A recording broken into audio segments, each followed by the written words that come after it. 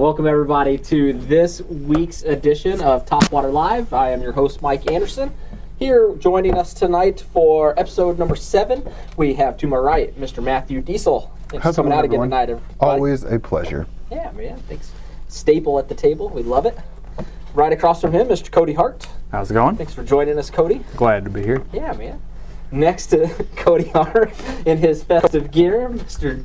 Dave Merry Mall. Christmas. It's the season. It's the season. The season. That sweater is just the best thing This ever. is for Chris Culbertson. It's la la la. It's fa la la llama. I totally feel like we need to show up at a tournament and there needs to be like 10 of us rocking one of these sweaters. Llama onesies. Next to Mr. Dave Mall, Mr. Kevin Hobson. Excuse me. Thanks for making the drive all the way up here tonight, Kevin.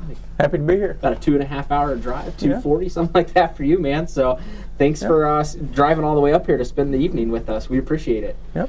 And right across from him, Mr. Josh Pierre. Thanks for coming in tonight, man. Thanks for having me. Thank you. Absolutely. We've got a lot of stuff to cover tonight. We are going to take a look back at the 2021 Kalamazoo League Series. Going to drop the new 2022 Kalamazoo schedule. And then we have some other surprises, some new schedule drops that we're going to get into towards the end of the episode. So we're going to make you wait until the very end before you see those 2 new schedules, 2 new league divisions being born tonight. So very excited. And here in just about a half hour or so, Mr. John Hipsher from Yak Attack is going to jump on and join us and talk about what's new at Yak Attack, what they've got going on throughout the holiday season, and talk about 2021 at Yak Attack. So very excited to have John on the show. So without further ado, let's get started.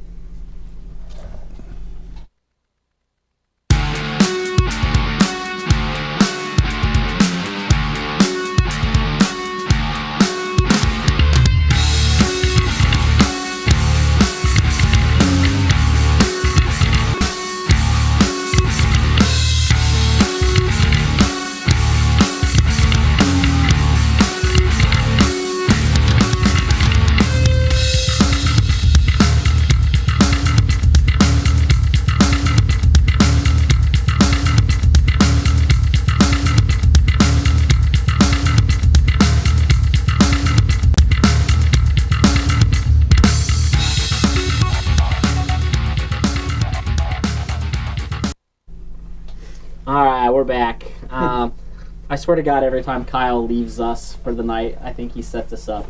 Some kind of technical fail. Gremlins. Just to remind us that He's actually controlling it remotely. that he's in charge. Yeah. Yeah, he's probably sitting someplace warm, sitting someplace south, having a good time.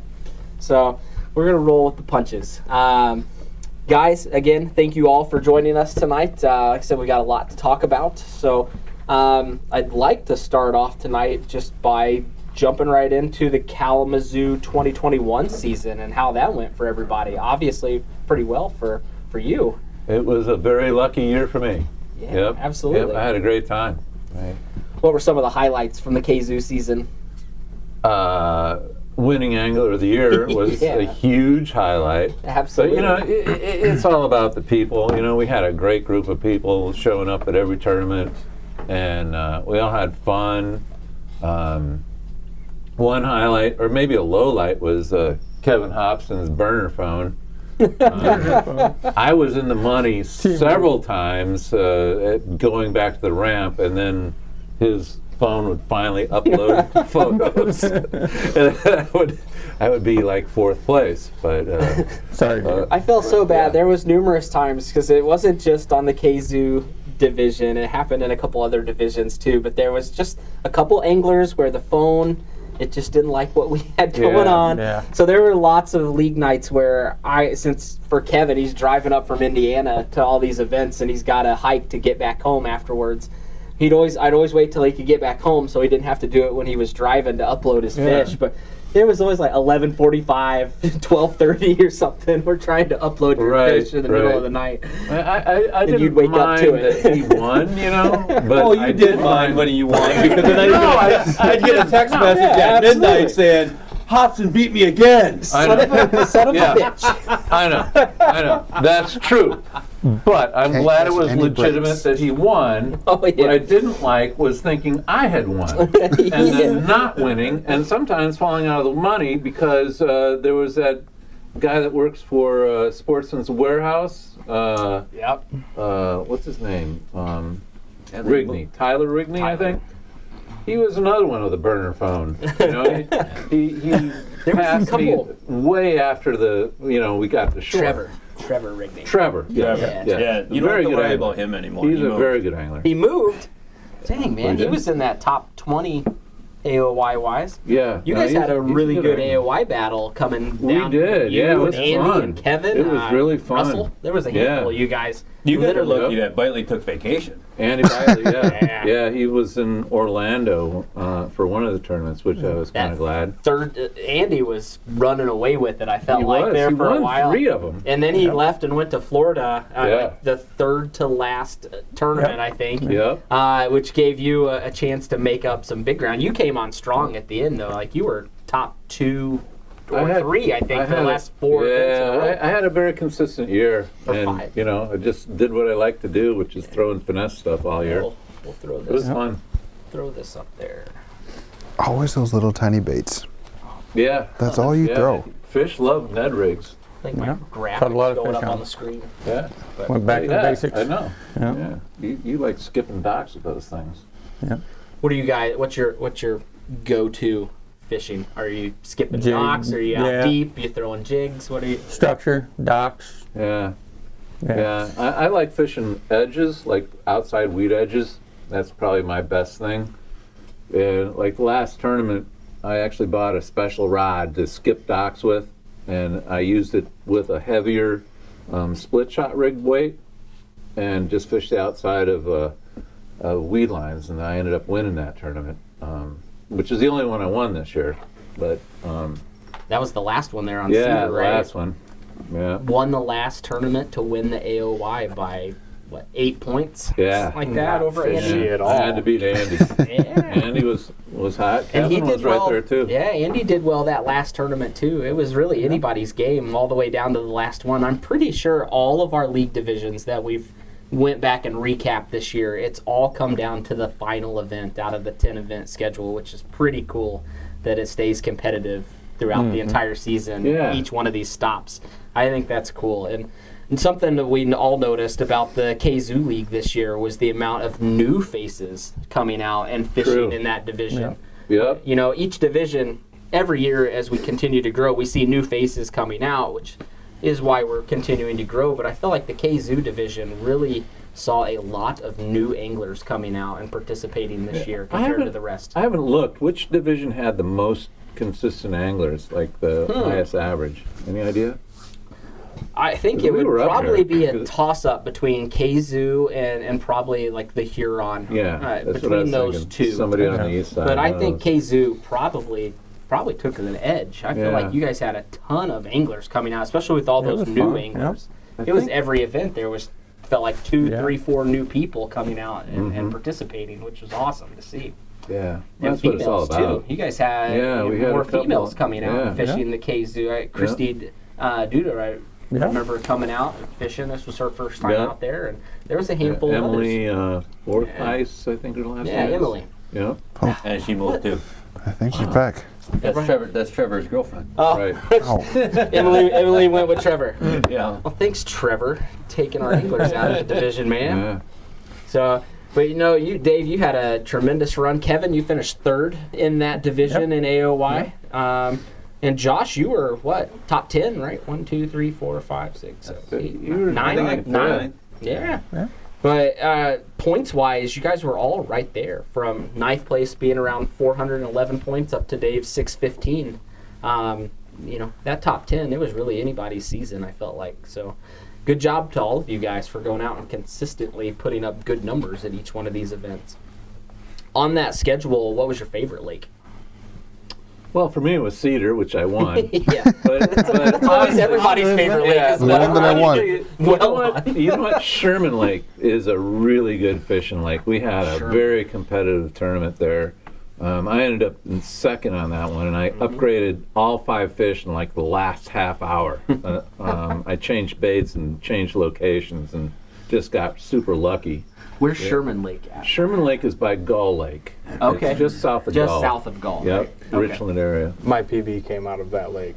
Off of Sherman? On a place that he told me to go fish on that lake. Yeah, there's some Right big There's ones in some there. nice fish in that lake. One spring I caught 2 20-inchers and an 18 on the same day. Oh, nice. Nice. Yeah. That's a nice little outing. It is. Yeah, you caught a great big one there too in that one summer Yeah. when we went Yeah. back over there. That's a But fun yeah, lake.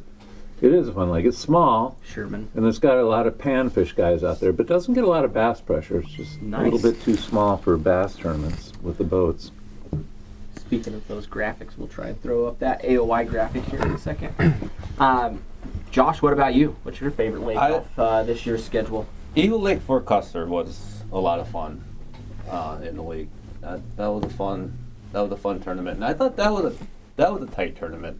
Mm-hmm. The In Eagle top, Lake? Yeah, the top 10 were pretty. I thought was pretty Well, other than stacked up in first and there. second, I was fishing right by Russell, who I figured nobody was going to catch him. He had like 85 inches, I think. And I mean, I was watching him catching these 18, 19-inch fish, and you know. But Andy found a spot, was like a big weed bed, and caught huge fish on a TRD, the what is it? It looks like a little Gitsit. The what's it called? Ticklers? Gosh, I don't Tickler know. Z. Thank you. It's a little Tickler Z, and he just wailed on him, and he blew Russell and me away. I mean, Russell blew me away. I was in third. By Yeah, Andy barely. came on strong there. He ended up winning that event. Yep. Yeah. So what you're saying is I need to fish more small baits and not fish my jig all the time. Probably so in Yeah, a I- 3-hour tournament. Yeah. Diversification. I would say. I don't like to diversify my portfolio full. You know, in a 3-hour tournament, the thing is get a limit. You know, and as much as I was against the 8-inch size limit, I love an 8-inch size limit. You know? Feel a little bit better about yourself. Yeah. Oh, for sure. For some Yeah. of those lakes, it truly Yeah. did make a big difference, I felt like, this year, especially for those newcomers coming out, too, Yeah. on any body of water. No one Yep. wants to skunk. No one Yep. wants to not put something on the board.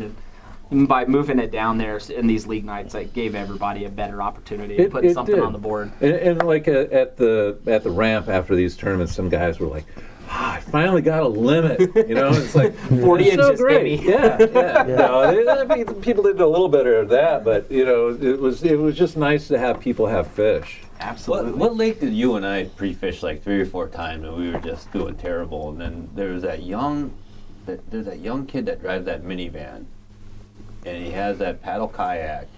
Never caught a limit. I don't think he caught a fish all year, and he caught a limit. Was that Barton? No, not No? the baseline. No. Baseline. Remember, it was real dirty. Oh, I want dirty to fish water. that lake so bad. Baseline was real dirty Yeah, water. Baseline. real dirty Yeah. water. That's only And it's, then that it's young near guy, Allegan. that young guy that comes all the time in that It's close to minivan. my house, like He finally within caught, 30 he minutes. finally caught fish. So and he I caught a always like to limit. fish I can't those remember that what close. his name is though. Yeah, I don't remember. Baseline. I don't remember what that either. Yeah, baseline's right by Goebbels. That was a tough. Yeah, tournament. that was the one. That was the one. Yeah. Yeah. We did pre-fish there a few times. That Russell caught a huge carp there pre-fish. Yeah. Yeah, I Yeah. remember that Yeah. carp. Yeah, That was- it's a good lake. It really a good is. dog. I tried some different stuff and got a limit, and I thought it was in second place until the And then- burner phone went through. And I ended up in Well, fourth. in Kevin's defense on that one, nobody's phone worked on that lake. Yeah, right. Yeah, that's why he took it out the schedule. It's kind of like Green Lake. Yeah. There was a couple that You're we the had to only one. remove off the schedules You know what? here and there. just You for and that Matt reason. Long are the only ones who can't No, get service on that stupid Jeff lake. Gilliland had to go and come in and drive up the hill. Jeff Gilliland's phone is from 1947. I'm not basing lakes on 1947 technology. Shout out to Jeff. I'm sure he's watching. Carrier pigeons. He had to get in his, His car phone's and got a drive 3 dial miles code up on the it. road. That's awesome. It's a rotary cell phone. But it was Right. that was a challenging It's the lake. little- It really was. I've been there on the way home. Oh, finally, it loaded. Mike, I sent it. there was lots of times where we ran into that situation. Wasn't just you guys, but there was a couple times where somebody was waking up the next day and getting a dose of reality that they're out of the money. Sorry, Some Dave. new submission came in. Quite all right. Quite all right. All right, I'm trying to re-upload some graphics. Had to keep you on your toes. And you did. So You did. You I learned not You to did. be too hopeful, and that just because you're in second place coming off the water, Yep. when you're tournament director and they send you the standings, it's like, oh, I'm doing good. It's like, it's not over Be yet. patient. It doesn't Yeah, matter. I see Hobson's down there a little ways, and so's Trevor. So should we take a look at 2022? sure. So, Dave, you have been the tournament director down here in Kazoo this past year. It's inaugural season. Yeah. Before that, you're helping out with the Roots Division 2. All in all, a really great couple-year run for you, both as an angler and all the work you do as a tournament director. We appreciate it, and I know the anglers that come out and participate appreciate your time, being there at the ramp, doing the check-ins. It's a lot of work from you guys, being boots on the ground and dealing with It's all fun. tech though. issues I mean, and stuff it's like just, that. It's but- fun to make sure they happen good. They go well and stuff. And we changed some stuff up for this year. We kept some of the lakes. We got rid of some lakes. And in some cases, we got rid of lakes because of parking. But do we have a list that we want to post yet? or- Without further ado. Huh? I am outputting NDI All right. Well, and the graphic. the number Yeah, one but it's lake not here might change. I have to check the parking. I heard it was lots of parking, but then I heard that parking was iffy. So I didn't check after I heard that parking was good. But it's Gordneck Hod set, and I've never been on either lake. But supposedly it's a very good lake. Should be good for the spring. And then we're going from there. We go to Austin Lake, Austin and West Lake, which is what we opened with last year or last season. We had 33 people show up to that one for the season opener, and it was tough. Brian Keeley won it with a tube on Austin.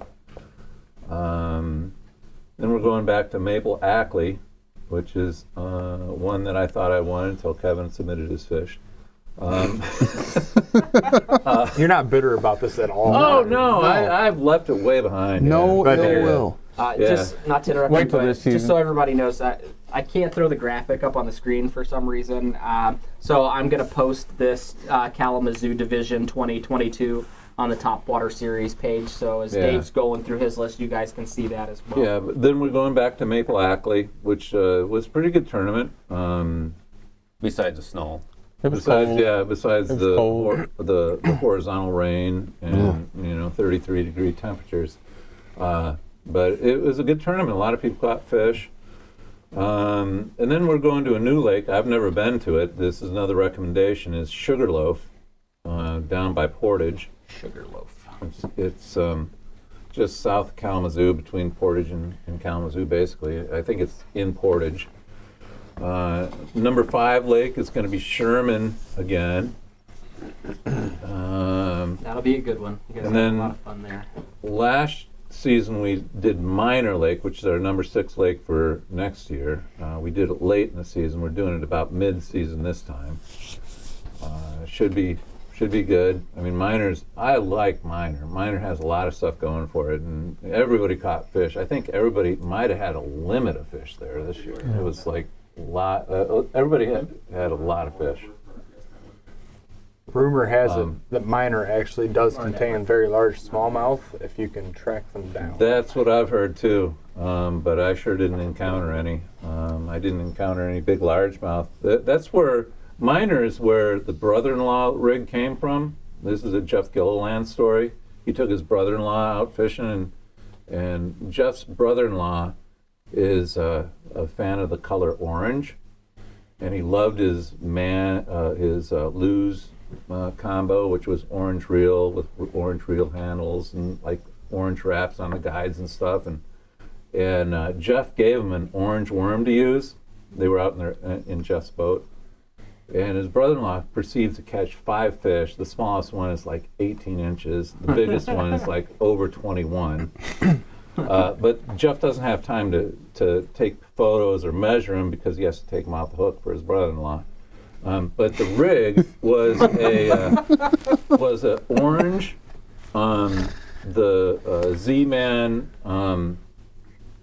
What's the Senko? I'm having a brain fart. Zinker?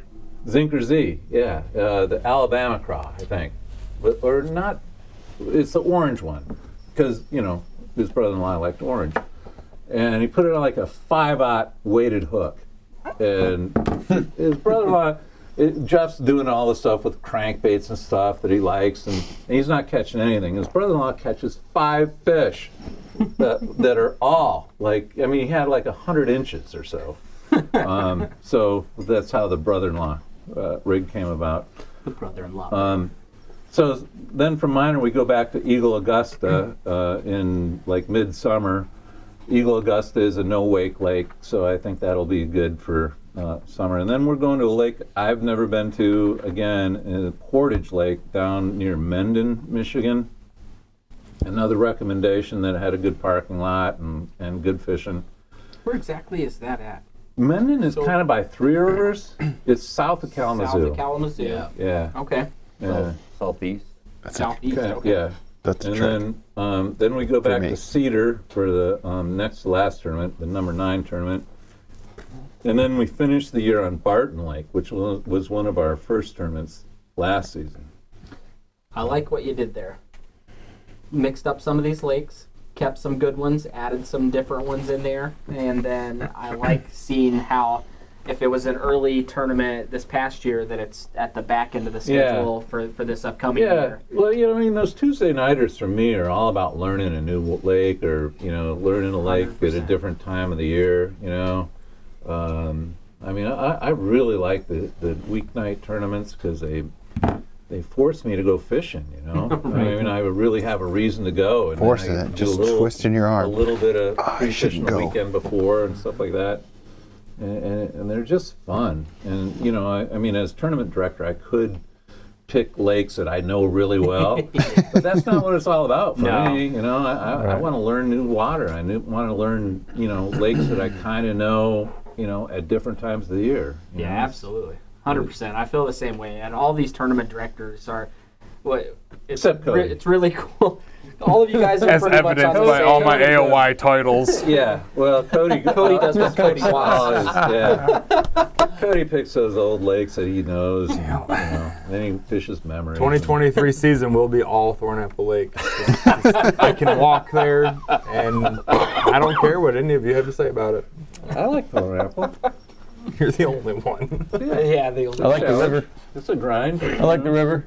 We've tried to have a tournament on that river for like 3 years in a row, and it hasn't happened yet. Every time we pick a date and to go on that river, it's either like a raging rapids or they have some kind of like algae bloom or something that forces us off the water. There's always stipulations with Thornapple River, I feel like.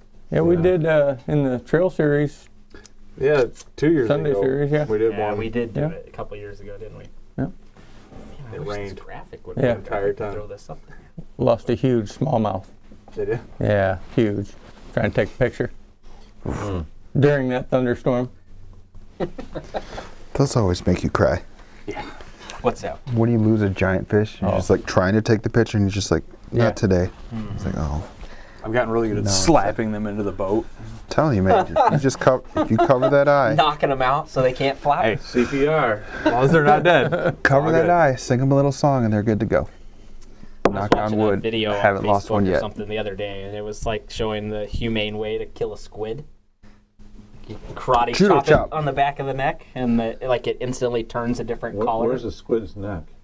That's a good question. It was pretty identifiable though, like Yeah, where it's its like the head back is. of- to where Between the eyes and the legs, probably somewhere. Yeah. The guy just gave it a quick karate chop, and it turned it went from purple to white instantly. Yeah. And then he gave it a second karate chop on the back, and the rest of it turned white. Why are we watching the same videos? Our algorithms are the same. Because I watched this video too. Did I was you like, see it huh. too? Yes, I did. Yeah, I watched it like 2 or He's 3 just like times. judo chop. And I was like, oh, he's dead. He's like judo chop here. Oh, that's dead too. Sweet. Somehow I feel like we're off topic right now. That's, Everything's on happens. topic. Everything's on topic. there are no topics here at Topwater. Side note, since how there are no topics, Billy Hoffman was wondering if that hoodie came in something larger than a size medium. What? Yeah, he's talking He said it's a great hoodie. It's your just hoodie. it's not quite the right Billy size. Hoffman just was on here tore. last week making fun of my clothing apparel too. I think Maybe he should pick your wardrobe from here on out. Just He's one be of these safe. Michigan slappies still riding that high He wants to wave. be your butler. Billy Hoffman. Oh, he's one of those guys. Understandable. I gotta give him a little, That's little fine. trash talk there. Him and his Wolverines did something good finally last week. So Yeah. kudos to the Wolverines. But no, Billy's a great guy. Billy Hoffman, he chimes in. I'd love to get Billy out here on the show. Dude does everything. He's an awesome hunter, very active in the outdoors. He's a stand-up comedian. He does a little bit of everything. He runs his own podcast over in Fenton, where I'm from. And, man, he's got his hand all over the place. He'd be a great guy to get out here and let everybody laugh at for a little while. But all right. You ready? All right, so Grant is telling us that our guest, Mr. John Hipsher from Yak Attack, is available. So we will patch John in whenever you are ready, Grant.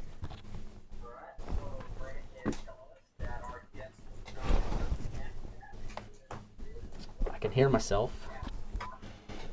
We have a slight delay. So while we're waiting on John to get patched through on that 2022 Kalamazoo schedule, like Gordneck, that was a new one you guys are starting out on. I've never heard of that one before. Where exactly is that one It's located? down by Austin. If you Okay. go towards Austin, you see Gordneck before you get to Austin. There's actually a channel that runs between those and what was the one self-portage? That Minden. No. No. Sugarloaf? Sugarloaf. Sugarloaf. Oh, I didn't know that. Yeah. Yeah. Supposedly it's really good fish in there. I've So not been there. Gordneck and Sugarloaf are pretty close to each other. Yeah. Yeah. Yeah. Nice. Yep. That'll be a good spot. People want to get down there and do some pre-fishing. Hit a couple of them at the same For time. sure. Yeah. Nice. Yeah. Which one of these lakes are you most looking forward to? Obviously, Cedar. You know, I love fishing Sherman. Miner's fun. I mean, I'm looking forward to all of them, honestly. Just I hope to do better at Austin. I think Austin was my worst tournament on the Kazoo League last year. So I like to get revenge on lakes. But I'm just looking forward to the season starting. I mean, I'm pre-fishing next Sunday. Are you really? For a roots tournament on Camp Bow. Starting Kettle. early. Get it started Patterns already. might change just a little bit from now until the beginning of the Come tournament. on. Nah, Don't it'll hold. tell You know Dave what? that. Let Nah, him it'll let his hold. spot from this winter. Yeah. You know what? He's gonna The tear him up on drop-offs and Sunday and piers are never gonna find be him in the again. same place. Spend 3 weeks up there on Camp Out. Yeah. And then remove it from the schedule. Yeah. Yeah. So if anybody wants to come out, He asked we're me to going go to on noon. Sunday, and I said sure, just to get him off my back. But Yeah. You're gonna go. Well, I know you're not going to show up, so that's okay. You ready? Hey, John, are you there? Yeah, what's going on, man? Can you hear me? Yeah, I can There he hear is. you. There he is. Hey, man, thanks for joining us tonight. We appreciate it. Yeah, thanks for having me. Absolutely. So, John Hipsher, everybody, from Yak Attack. And, John, why don't you tell everybody a little bit about yourself, what you do for Yak Attack? So, me with Yak Attack, I've been around Yak Attack for pushing about 7 years come next January. So, it's been a pretty long haul for the lifespan of Yak Attack being, kind of young in its infancy and really grown up in the past couple years. And, my background's in specialty retail, and, my goal was to always work on the manufacturer side as a, marketing manager, marketing director. So, I do everything consumer facing as far as Yak Attack, everything marketing related, our website, all the way down to product development that I manage our product team. So if we need something to develop, me and Luther put our brains together with our designer Joey and we make it. So it's one of those you can kind of be able to have an impact on almost every facet of the business. Basically I do everything except have an influence on everything except manufacturing and accounting, and I don't want to do either of those. So it's kind of the perfect way to have it is, stick to the stuff that I love branding. I love brand building, and I think we've done a good job over the years of building a brand that people can stand behind. And for a number of years, I was the bona fide marketing manager back in the day. So, kind of have that history of building a brand and being a part of that. So, being on the Yak Attack side and being able to, influence the industry. I think a lot of the things that we've done, as far as products and what we do and why we do it, we're able to impact and provide better products to the consumers.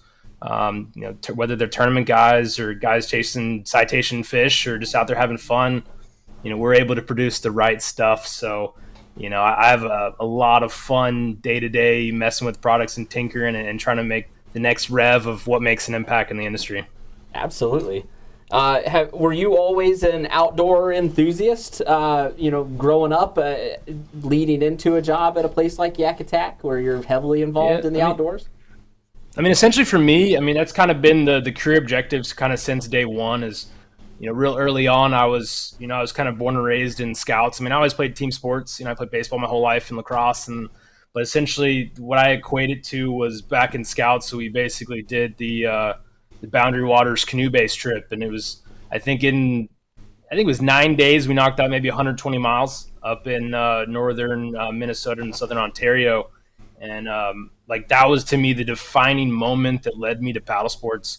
Was basically, I think there was one specific fish that we were pulling up this. It was a trophy pike. It was like a 38-inch pike pushing 40, and pulling it up, a big muskie comes up and crushes its dorsal fin to the point where that fish was not going to survive. Dang. And so we ended up filleting that fish right there on the bank, having that, nice dinner and throwing that carcass on rock. And, you see the bald eagles picking at it. And, that was to me kind of the moment that led me, outside of just generic outdoors, backpacking, camping, climbing, into I want to work in paddle sports for my career. So, that's kind of one that I look back on that trip and say that, that moment of just, you're northern Minnesota, on, southern Ontario, where, there's, I don't even know if they allow electric motors. You're in some of the most pristine wilderness that I've ever seen, fishing from a canoe that led me to kind of the long way to kayak fishing,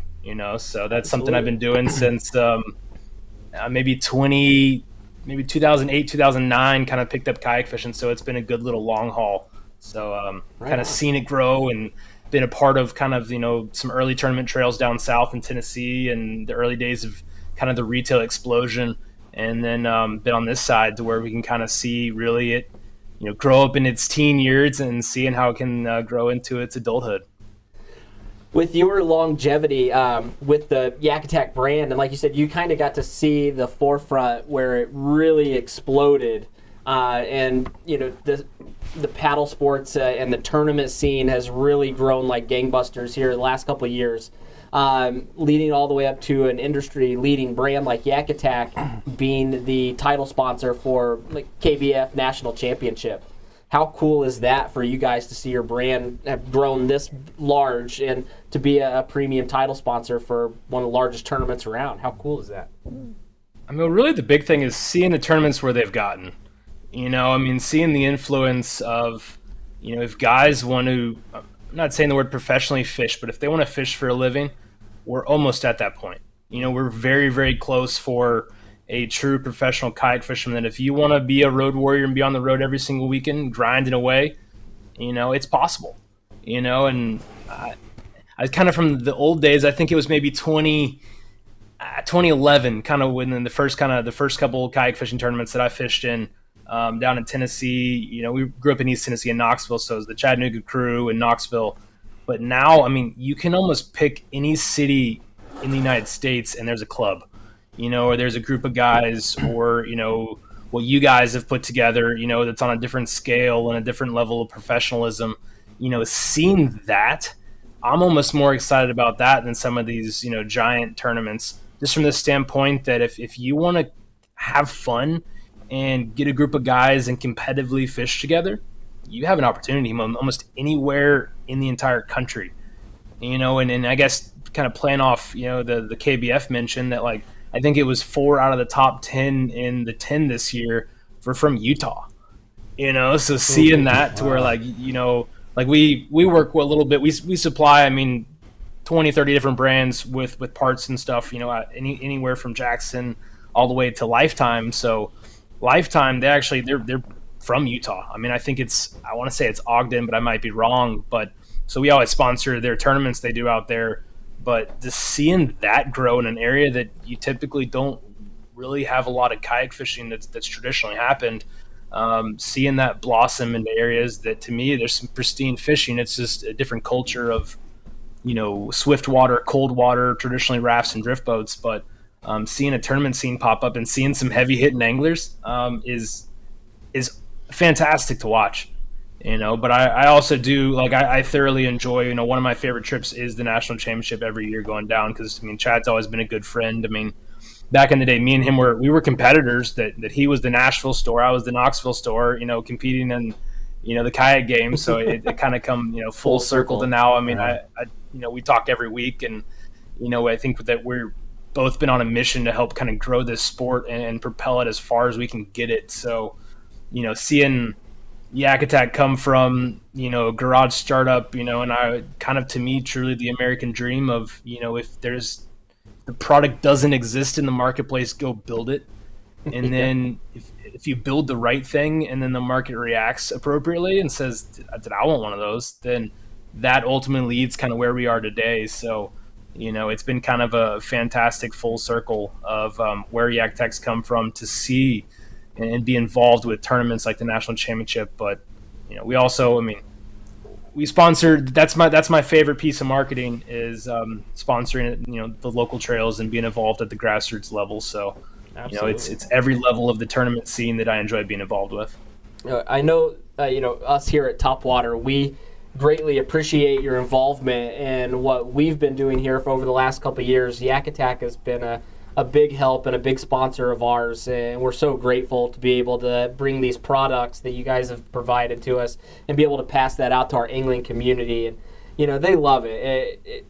You guys always do such a great job of taking care of these local trails. Yak Attack is a household name across the nation. If you think kayaks and paddle sports, Yak Attack is right there at the top of the list. I think we would all be hard pressed to go to one of these tournaments and not see somebody's set up without a Yak Attack gadget on that kayak, whether it's a paddle, whether it's a cleat, whatever it may be. But it's so cool to see this industry-leading brand take care of the local trails as well as the top-tier national trails as well. So we really appreciate it. It's something you guys are doing right now. If you were to visit the Yak Attack website at Yak Attack, you guys are doing the 12 Days of Christmas Gear giveaway. Tell us a little bit about that and how everybody can jump on board. Cool giveaway. We typically do something every month. I don't think we were able to get a kayak this year, but I think next year I'll do a kind of a cool kayak giveaway early January. But at least right now, I think it starts about on the 14th. But now you can kind of launch this morning, so you can start to enter. Just visit the blog on the Yak Attack website, and we're giving away basically starting on the 14th. We're going to draw a winner for a prize every day. So it's kind of a fun way to get people involved. There's a bunch of different ways and fun ways you can enter. So I think there's about 12 different ways to get involved and enter. But pop on the website and check out that 12 Days of Christmas Gear giveaway. And 12 winners, a different winner every day. So we'll start on the 14th, and that leads all the way up to Christmas. Yeah, that's awesome giveaway. 12 days of fantastic prizes that you guys have up for grabs. And the prize list is... they make great stuff. Absolutely. Definitely. You really do. I'm a big fan of Yak Attack stuff. We were talking earlier about, before the show started, what products are must-haves. Now that we've gotten into the sport and we all started at the same spot with our little kayak, and since we've been involved in tournament angling, all the gear comes with it, over the course of the last couple of years, and it's hard to imagine our kayaks not set up with Yak Attack products on that kayak. Definitely. It really is. There's quite a few. There's so many different products that Yak Attack provides.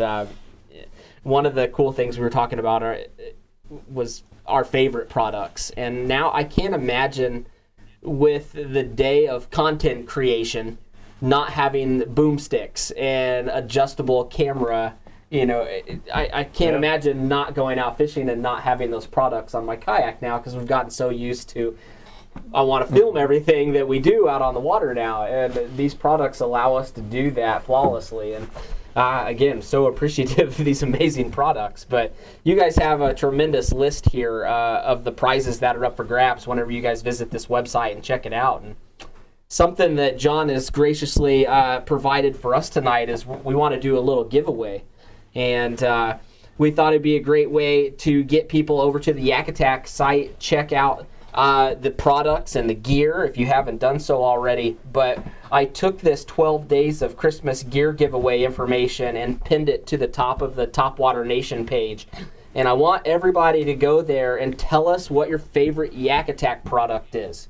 So go to that page. You can do it after the show. We're not going to draw the winner until this time tomorrow night. We want to give as many people the chance to get in there and comment about your favorite Yak Attack product, or tell us how you use certain products. Check it out. Tell us what you like, and we'll draw a winner tomorrow night around 8 o'clock for a $50 Yak Attack gift certificate. So Nice. $50 right before the holiday on a super cool, Nice. product. So win-win for everybody there. John, thank you so much. That's awesome. Yeah, absolutely. And there's actually, within that giveaway widget, it's kind of a fun way to enter, but basically I threw out just a question. What product would you guys want to see that we don't make?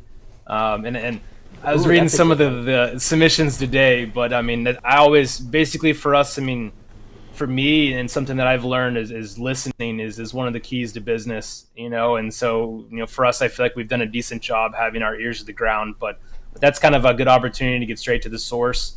And if you got something you've been begging someone to make, or a need, or, that's kind of our favorite thing, is if there's a problem and a need that needs to be solved, I think that we're the problem solvers in the industry. We have the right technology and the right know-how.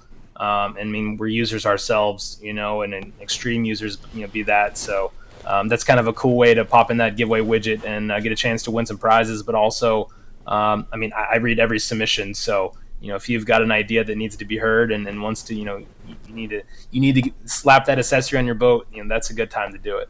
That's a really great question to toss out there, too. Mm-hmm. Get everybody's brains kind of churning there on what they may not have or what they're looking for. So that's a win-win also. Well, John, what's next for Yak Attack headed into 2022? Any big announcements? Any new product releases you might be able to share? I could probably drop a nugget. I could probably drop a little nugget, but essentially, we have a new injection molding machine that I think came on 3 semi trucks.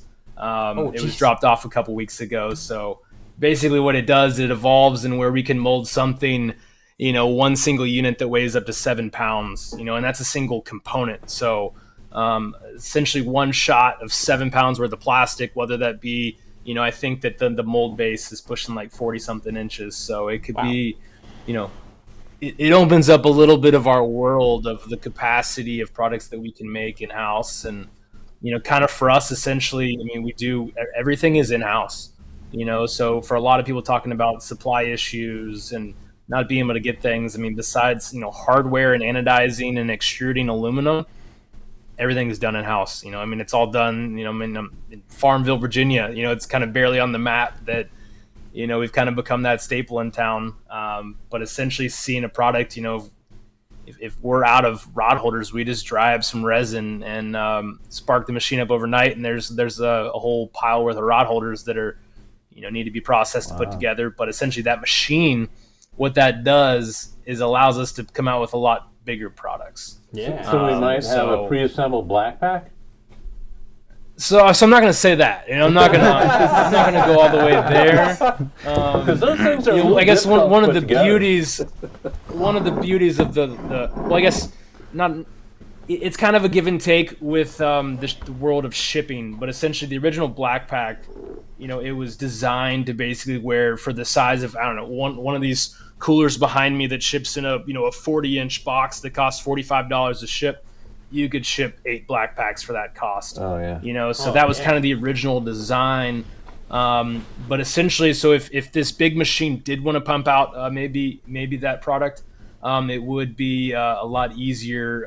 Basically, I would say you'd almost be able to put it together blindfolded. But that's the only time we'll tell if that one wants to happen. But the one product that I can go a little deeper into is more of we're very deep in a development of a new kayak cart. So essentially, that's a product that we've needed for a long time. That you either have old school kind of collapsible, but doesn't really fit a lot of the new age tri-hull pontoon kind of unique designs you'd find in something all the way from a bona fide to an old town Sportsman or PDL. Like there's the design of kayaks has changed. It's not what it used to be. So the old carts of the past don't work.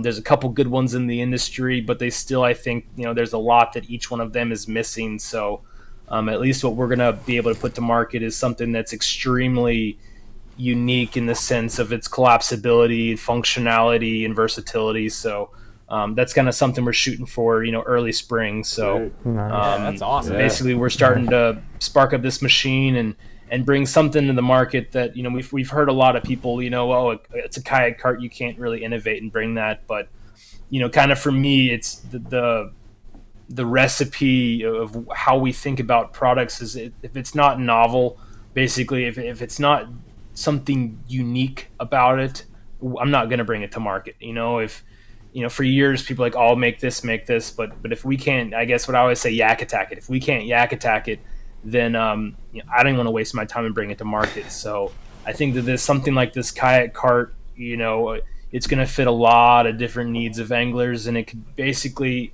I don't know a boat that I can think of that it wouldn't be extremely compatible with and useful. So something that's just extremely collapsible, portable, extremely adjustable, and bomber, something that's extremely well built. That me and Luther, we had a little fun behind an ATV one day, so we've been going full tilt with this thing. That being pulled behind in an ATV, I think it was maybe a Slayer 12, or I think it was a Titan 12, going about 15-20 miles an hour. It was a little nerve wracking, but he had some fun with it. I was a little puckered up, but it was product testing to the fullest to make sure that we can load a full boat. Like if I don't show up at the boat ramp with that boat absolutely covered in yak attack, I feel like that I haven't done my job. So it's going to be built for that guy that throws in that that black pack full of gear, that Torqeedo battery, fully loaded with the motor and everything ready to go, where that boat's weighing 150 plus. So we want something that's going to be bomber. But essentially that, and then the other unnamed project that we won't talk about, that we may have already spoken about, but so it could get interesting come springtime. But we're hard at work, that we're plugging away, and there's two big products that cart project we've been kind of dabbling in for a couple years now, but really it's been fast paced for the past year. And Joey, our designer, he's done really, really good with some past releases, really bringing that yak attack language into the full product line that is yak attack. So I'm excited to see kind of what happens and what the future has in store as far as that new technology. Yeah, that's fantastic. I definitely think there's room for innovation when it comes to these kayak carts. Good grief. I feel like I go through a different kayak cart every year. I got to go find something different because I don't like what I have, or it doesn't work. Or, and you broke like it. you said, a fully loaded kayak with batteries and everything on it, they get pretty hefty. And I've snapped a couple axles on a couple carts. I'm totally down for a new innovative kayak cart. That sounds amazing, man. John, out of the yak attack lineup, what's the most popular product that's flying off the shelves on a daily basis? You guys offer so many, but what's the one item? So recently it's been the double header, basically that offset paddle holder system.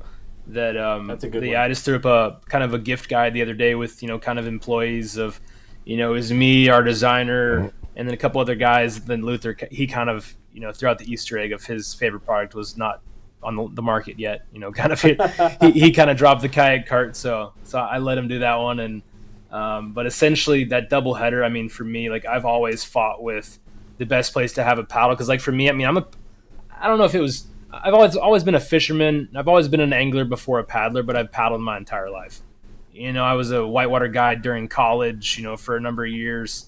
I've always had a paddle in my hand. It just feels extremely natural to me. So, even with me that I've adopted the motor, and I've had a Torqeedo on my boat for a number of years now. But to me, that's really to get from one spot to the next. Once I get to the location, that motor comes out of the water, and a paddle goes right in my hand. So having that paddle to where I can put it away, but kind of stick to that stealthy nature of what makes kayak fishing so unique, to where the it's soft rubber rollers grab that paddle shaft to make sure that it's safe and secure. But that was our best launch that we've ever had. And it was kind of my fault of it was a dragged out product launch, because it was 3:00 in the morning fishing with Chad for a TV show that we're like, let's preview this thing, let's do a naming competition on his Facebook page. And we dragged that one out a little too long, so I should have launched that product a lot quicker to that original preview date. But getting that in the market was the one. But I think essentially that one product is, to me, it's almost a blueprint of what makes the Yak unique. Is that, yes, it was an offset paddle holder system, but we also sell it in what I just call the double header track mount. That if you want to attach basically 2 or 3 different individual accessories, whether that be I think Joey, our designer, he'll do one rod holder, his Lowrance, and then I think he puts maybe a camera mount right in the middle. And so all that system is able to be manipulated in whatever way he needs to be able to get to that gear appropriately, but also see that screen, be able to if he wants to mark a waypoint, and adjust something on his display, he can. But having something that, instead of just one purpose, a lot of our products are very dual driven to solve multiple problems. So to me, that's almost kind of the quintessential way that, with me being kind of involved in the marketing side and the, brand message, I have so many products that essentially have so many different aspects that are so hard to tell every single detail of why it was made and what it's made for, that I could have social posts for the next eternity of talking about why something was specifically designed a certain way. So that product has done exceptionally well. That it's funny, because that's kind of a product idea I walked in 7 years ago, and at that time it was a different industry. Because I remember we were like, yeah, we don't really want anything dangling off the boat. We want something, everything needs to be kind of tight and secure. But that was pushing, that was 7 years ago. And the market's evolved so much to where, the bass market and the tournament guys, and I go out with a whole bunch of gear on my boat because it's what I'm used to. That essentially it's not the same industry. So the kayaks have evolved, the way we rig has evolved. That this is back in the day. I think 2014, 2015. The tarpon was still a popular boat, so that kind of dates it as far as what the time frame was of that style of boat was still prominent. So we've evolved. And the industry has changed, the anglers have changed, and how we rig kayaks has changed. Oh, for sure. What about you guys? Yak Attack products that you've grown to love. Can't go back out fishing without it. Black pack for sure. Yeah. Black pack. Got the rod holders. Rotogrip. Yep. And just the metal track system is The metal the track best. system's great. I've been using the net. The leverage net. The leverage net has been my net. Can't It's my fish net without the slash leverage live net. well.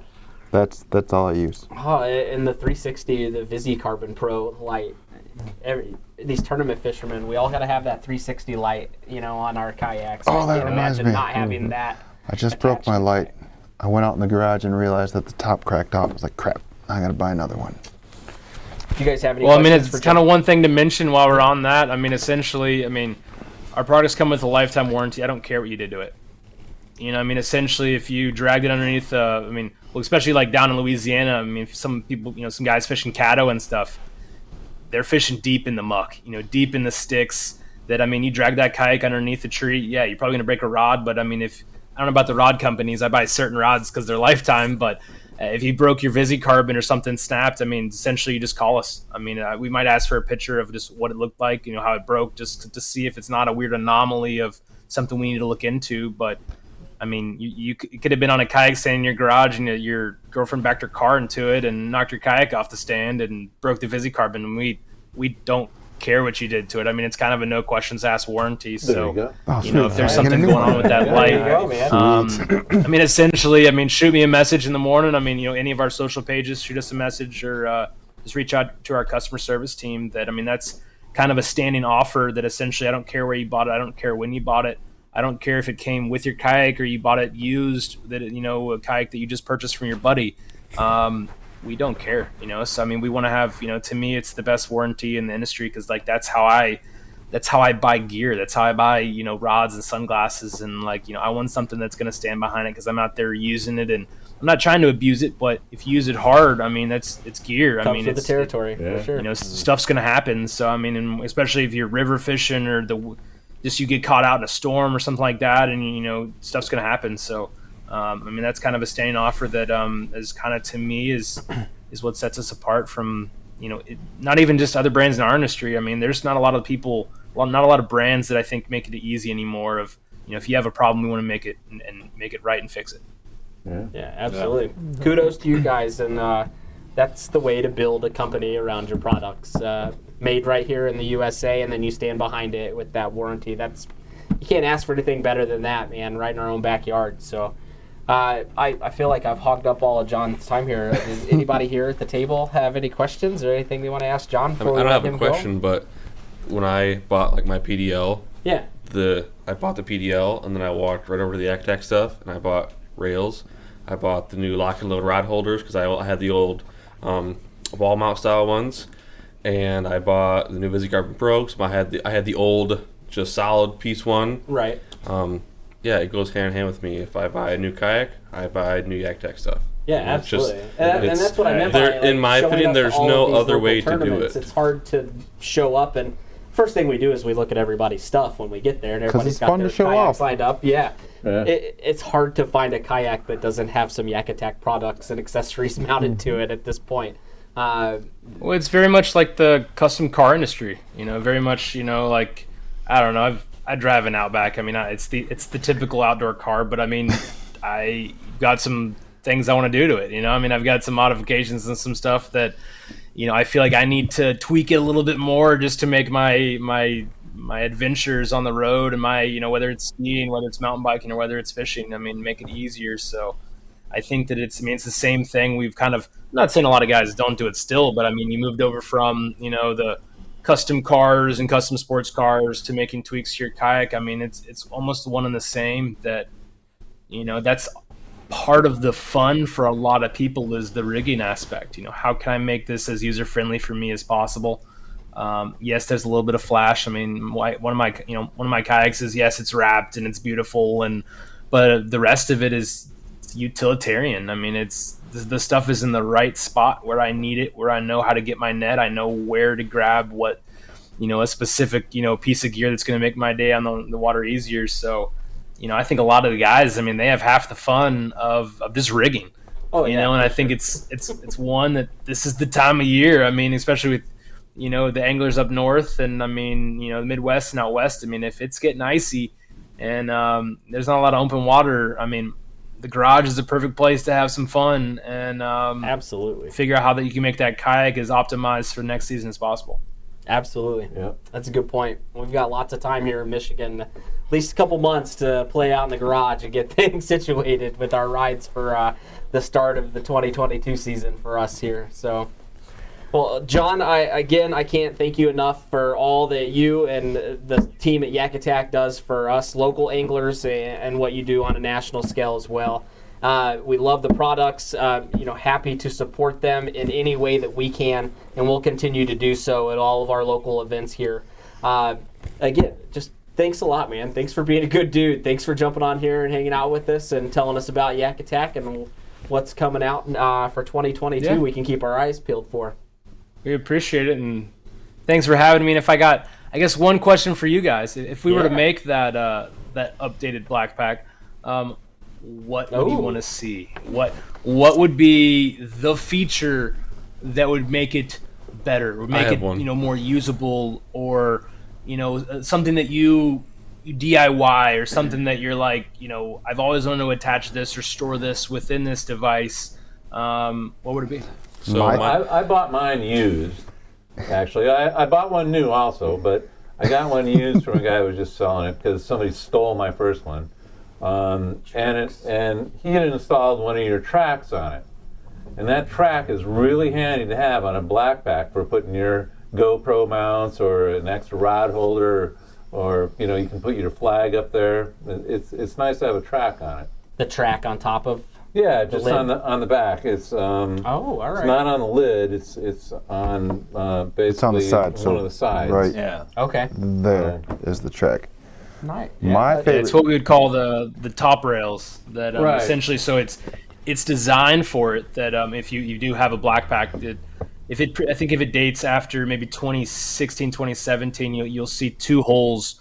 One hole is a 1/4 inch, and that's designed for like the typical T-bolt, the Mighty bolt. Okay. That if you don't have track, essentially take off the Mighty bolt out of the bottom of the accessory, insert it from the inside of the black pack, and then screw it on so you can have your flag mounted to the top of the black pack without having a piece of track. But you can add basically any of our 90 series gear tracks, so our GTSL90, which is our polycarb, or the GT90 gear track in a 12-inch length. Use the stock hardware, and basically just got to press in 3 nuts on the underside of that top rail, and you can install some tracks. So that's kind of one of those little tips that if you do want to add a piece of track, that it's ready to rock. So We'll do that on the new one too. Maybe. Grant, you had an idea? Maybe, yeah. So my biggest kick when I bought my black pack a couple years ago is that I couldn't fit my 3700 series in there. Just drop it. I had to put them at an angle and then spin them in. But you get more than 2 in there, you can't get them back out.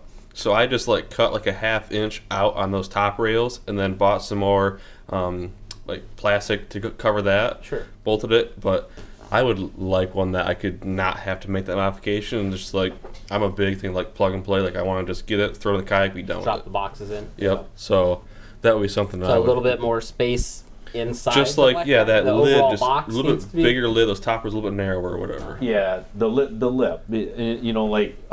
I become throwing more and more crankbaits. So the crankbait box that I use, Sure. you have to, because of the lip, you have to move some of your boxes around instead of just sliding them out. Right. All To right. get them in.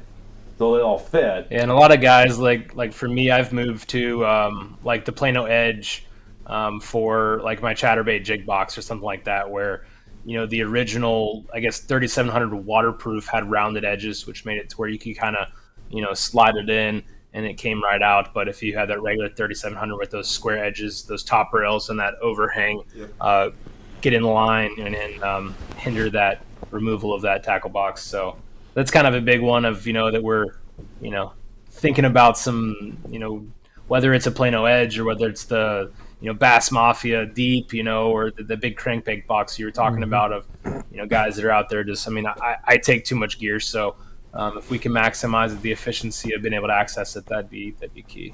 Yeah. It's a good suggestion, Grant. All right. Anybody else? I've flipped my backpack sideways and I put 5 rod holders on the back of it. So I actually took 2 pieces of aluminum and put spacers on it, and I just ran 5 separate Yak Attack vertical rod holders on the back side of it. So I just don't have anything on the side, just run it completely Did sideways. you have to 5 turn on the it back. sideways to fit in the back of the Old Town, or did you just turn it sideways so you could mount 5? I just turned it sideways so it could mount 5 rod holders. I fished with that in the back of my Attack. I don't have the black pack with I have Boondocks landing gears in my Old Town, and it doesn't fit right Gotcha. in my tank well. So I had to switch tanks, a different pack when I use that kayak. But on my Attacker, I have a CK1. I flip it sideways and run 5 on the backside. Nice. So that's nice to be able to do that, but I have to do modifications, put spacers in, and then run aluminum with it. That's cool. You can modify the box easily like that, though. Get as many rod holders on there as you want. You can fit. What would you say for you guys is the average in the room of the amount of rods that you take that you mount behind you? What is for me, I think I typically run maybe a minimum of 6 rods behind me with 1 in front of me at least. What are you guys kind of doing as far as the quantity of rods that you take on a typical trip? Mine's 5 or 6 behind me. Usually, Yeah. I'll have 1 or 2 in front of me on the side. But I'm more around the 7, 8 I take everything with me, and I'll throw the same rod the whole night, but I'll load it up before I go out. I used to bring like 10 or 12, and then I was like, this is ridiculous. So I'm going to just cut it down. Yeah, I put 3 on the black pack, and then I put 4, 2 on each side with the AR tubes. So and then I have the 2 on the Old Town, so I can go up to 9. So 6 to 8 probably our average here. Yeah, 6 to 8 I would say. Oh, yeah, 6 to 8. Yeah, that's a good average. I'm seeing anything Pretty from, normal, I'd say. in the comments, I anywhere would from think so. 6 to It depends 12. on what tournament we're fishing up here. So we run several different types of tournament series up here where our league nights, it's a weeknight tournament where it's just a 3-hour shootout from 6 to 9 p.m. So something like that I may take out just a couple rods because I know what I'm doing specifically that 3-hour period. But for some of our other tournaments, if it's an all-day Saturday event, I'll load it up. Or if it's a 2-day event, a Saturday, Sunday event, I'll load everything up and just take everything with me because I never know what I'm going to throw. But I think for us, it depends on what tournament we're fishing. But for the most part, I would still say, even on our league nights, I still see everybody loading up their kayaks. Yeah. I used to, and then like the last 4 tournaments of the season, I'm like, screw it. I'm going to throw Senkos at docks the entire time. I don't need 5 rods behind me to do that. Senkos So I at take docks. 2. 50 yards from the Speaking ramp. Grant's Right, language. that's all I got to do. Yeah, right?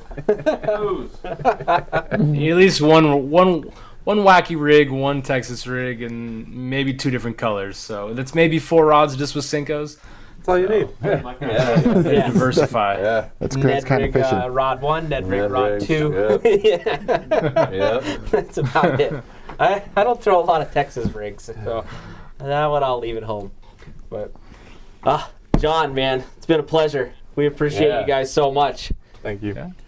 Thanks. Thank you for having me. Yeah, anytime. Yeah, we'll try absolutely. to We'd get love Luther to- on next time for sure. We'd love That would to be call fun. you back on maybe this spring and see what's cooking in the springtime. And hopefully now that COVID is kind of lessening a little bit more and more, and things are starting to become a little more normal, it'd be great to meet up and link up and go fishing together and have some fun. That'd be a blast. So Yeah, maybe we can do a giveaway for that kayak cart come springtime. So yeah, now you're talking, we'll man. have to- You heard it here first, folks. yeah.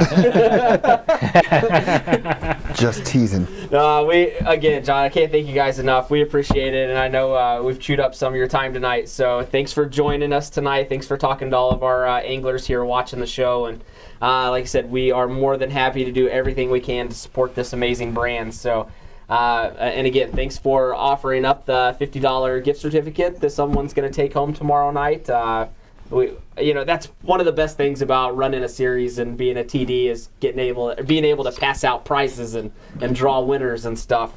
We love doing that. So we can't do it without you guys. So thank you so much for everything. Yeah, we appreciate it, and thanks for the time, guys. Absolutely. Happy holidays, John. Have a Merry Christmas, and we'll talk to you soon, bud. You too. See ya. Thank you. See you guys. Thanks, John. Awesome, man. So sounds like some cool new stuff coming from Yak Attack come 2022. I would love to see a new innovative kayak cart. I've had terrible luck with my kayak carts last couple years. I've bought 2 of the Malone heavy duty yak haulers, and I've snapped the little axle Is off that of both of them. Heavy duty.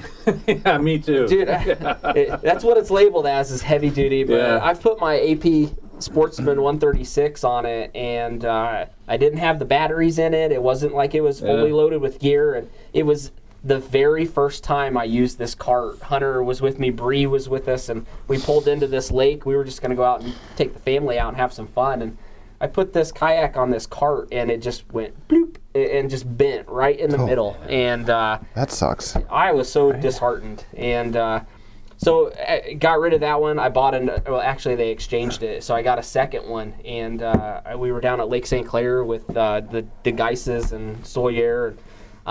Same thing. I don't think I'd even used this new cart, and put my boat on it at the ramp, and I was hauling it back to the truck, and the wheel broke off. Like literally, the wheel just breaks off of the cart. And Yeah. I was pretty upset at that point. I just they're, have the they're not PDL. cheap. So. Yeah, I know. I just have the PDL, and mine is slowly sinking towards. It's getting squatter and squatter. And I can understand it if I had like all the batteries on there and all the gear, and but these are pretty empty kayaks, so I felt like they should have at least held up past the first time. So I've been using a wilderness cart for the past 3 years, and it's still going strong. I hear a lot of good things about wilderness carts. Yeah. I don't lift my kayak up. I angle it on the cart and just pull it straight on it to it, like in between it. Like I don't do the pick, and I'm lazy. I just pull it. I'd like to see a cart that Kyle had kind of talked about this for a little while, where some bigger tires, as far as taller tires, not necessarily thicker or anything, but just taller tires.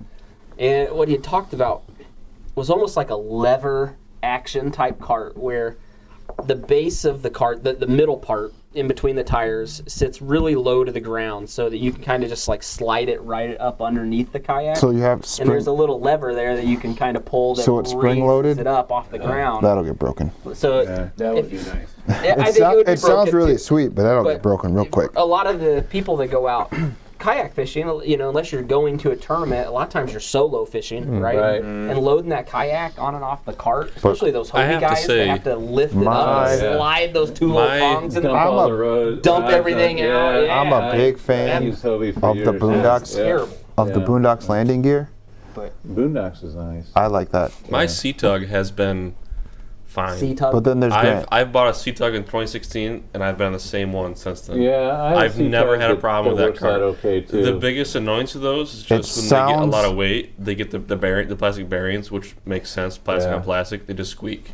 But if it really pisses you off, just carry some WD-40 with you. Grant sounds like he's squishing mice when he goes to the launch. Yeah, you know when I pull up, loud. you just hear for like a mile as I'm walking down the ramp, and then back up I go. But that's not a bad product at all. No, and then I can I've heard good things about Sea-Tug. and I can throw it in the hatch of my kayak. Yeah, So I don't have to walk into the truck and then walk back and then walk up again with the kayak. I can just I can load up on the truck, go down, fish, and I'm done. I don't have to worry about back and forth trips. It's just for sure. I just block the ramp and then immediately dump my kayak. yeah. into Cody the just water. I don't pisses even everybody have a off, cart. and Dave yells at Cody. Not my problem. I don't You guys take can a wear cart. I just use a trailer now. Yeah, me too now. Still no trailers. Trailers is the best way to go, changes man. everything. Just back, And I still have a trailer. I still use a cart. Except for parking downtown Saugatuck. It's nice Try to have parking the down there option, with the though. That's trailer. one of the things I miss about my Hobie is like on the Tuesday nights when everybody's coming back at the same time, I could just drop my Boondocks, run it up Load the up. trailer, load it up. Now with my AP, you gotta wait for the launch. That's the one reason why I think I would like a nice cart. Especially if you're a TD and you're trying to get back before everybody else, get out of the water so you can go start verifying fish. Wait, we're talking about Dave Ball. Yeah, I don't never. He's never back before anybody else. Not at Probably all. just getting started when everybody's getting back. You'd think he'd be back on time because he doesn't leave like a 20-yard radius on the ramp, but somehow never on time. Oh, I love Peter's gonna hate. We can talk all the smack we want. You still have the AOI, so shut up. Well, before we get too late in the evening, we would like to jump back over to you, Kevin. Got a major announcement to make tonight. We've kind of kept this top secret. We haven't Major told announcements, anybody top secret. about Hush, it. hush, No leaks or anything. Tonight, we are going to announce 2 brand new League Series divisions that are going to start up in 2022. One in Michigan and one just south of Michigan. They're in the northeast Indiana corner. For some of us, we've gotten the chance to go fish down in Indiana over the last couple of years. People have probably fished their whole lives down there, but for us Northerners, with the Fall Classic and a couple other events taking place and some of the other clubs that do an amazing job down in Indiana, it's been fun to venture out of state and get down there and check out all the abundant amount of lakes. I had no idea there were that many bodies of water down in northern Indiana, especially on that east side. But Definitely. God, there's a lot of lakes down in that area. Yep. Steuben County is known for the 101 lakes. And that's what they call it, 101 lakes, because there's that many bodies of water in the area. Definitely. Man, that's super cool. So what we did, we talked to you, it was like the day after the Kazoo season ended. I felt like Kazoo just wrapped up, and then we were talking to you, and we wanted to try and get something started down there because we've got a lot of friends down right at the border and in northern Indiana that are always having to travel, hours and hours to fish some of these fun tournaments. And with it being a weeknight, that makes it super tough for a lot of people. They can't get out of work and make it there on time, so they're missing out on that opportunity. So what we decided to do was work with you, and we put together a league series down in that northeast part of Indiana that we're dubbing the 101 Lakes, properly named after the area. And you put together, from what I could tell, an amazing list of lakes. After you sent me over your lakes, I went online and was looking at all of them, checking them out. And God, these are all pretty fantastic bodies of water for a weeknight series. You could be hosting 2-day tournaments on a lot of these bodies of water. So the anglers, local anglers in that area are in for a big treat when it comes to the schedule. And let me jump back over and see if I can throw that on the docket there. I doubt it'll work, but we'll try.